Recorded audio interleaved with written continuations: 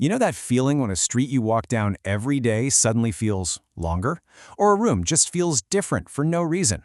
Well, today we're jumping into a story that takes that exact feeling and cranks it up to 11. We're talking about the felt architecture and the Anthelion procedure, a novel that really blurs the line between our minds and the world around us. Right from the jump, the story hits us with this line, and let me tell you, this isn't just some poetic opening. It is the fundamental rule of this universe. Just imagine for a second a world where how you feel about a place, the very words you use to describe it, can actually start to physically reshape it. That is exactly where we're headed. All right, so our journey starts in a town called Provisory, and we meet a cartographer by the name of Lena Grist. Her entire job is about measuring the world with absolute precision. But she's about to run into a problem that her tools, and frankly, her entire understanding of reality, just can't handle. It all kicks off with something totally normal. A phone call from her boss, Harold.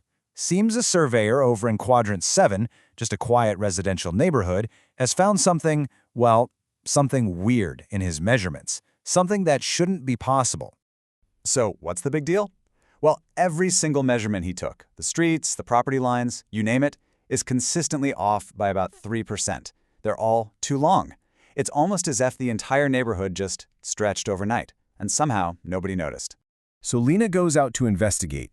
First thing she does is check her instruments. Nope, they're perfectly calibrated. Then she thinks about the other surveyor, knows he's one of the most careful people in the bureau. After she runs her own measurements and gets the exact same impossible numbers, there's only one conclusion left, no matter how crazy it sounds. The land itself has changed.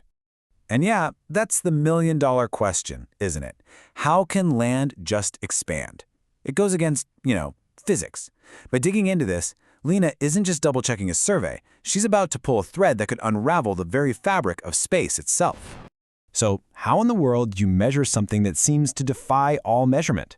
Well, it turns out Lena has a secret weapon, a personal, very unusual method of mapping that has nothing to do with instruments and everything to do with intuition. See, on the side, Lena creates these things she calls felt maps. These maps don't show you objective reality, they show you the subjective experience of a place, how a certain alley feels menacing, or how a long street seems to stretch on forever, even when you know it doesn't. And this right here is the whole ballgame. The official map, the measured one, asks what is there. It uses cold, hard data, meters, GPS, coordinates. But Lena's felt map asks a completely different question. What's it like there? Its data points are things like anxiety or a sense of resonance. It's the difference between the world as it is and the world as we actually live in it. And then, boom, a huge breakthrough. Lena finds out she's not the only one. Another, older cartographer named Reva Caul has been tracking these strange phenomena for years, and he tells her something that changes everything. Her felt maps weren't just some artistic project. They were actually picking up on this expansion years before any of their high-tech gear could. Now, Oren doesn't just have data. He has a full-blown theory, and this is where things get really wild. He thinks the changes happening in Provisionary aren't about the town at all. He thinks it's about the consciousness of the people looking at it. Oren bases his entire theory on a real concept from cognitive science called the self model. The basic idea is pretty simple. You don't actually experience the world directly. You experience it through a kind of filter, a mental model of yourself that's usually as invisible as a perfectly clean pane of glass. You just look right through it. And this brings us right to the heart of his idea. What if that window, that self-model, wasn't so transparent anymore? What happens when you stop looking through the glass and, for the first time, you start to notice the glass itself? Well, according to Oren, as that window gets less and less transparent, the boundary we all take for granted, the one between your internal thoughts and the external physical world, it just starts to dissolve. The observer and the observed begin to bleed into one another. Your perception literally becomes the reality. And here it is, the core of his entire argument. Is this expansion real, or is it just in everyone's heads? Oren's answer is a mind-bender. It's both. Because at this deep fundamental level, the real and the perceptual are the same thing. If you change how you perceive a space, you have actually changed the space itself. Now, this isn't just some abstract philosophical idea. This theory has real, measurable, and even accelerating effects that are rippling across the entire town of Provisionary.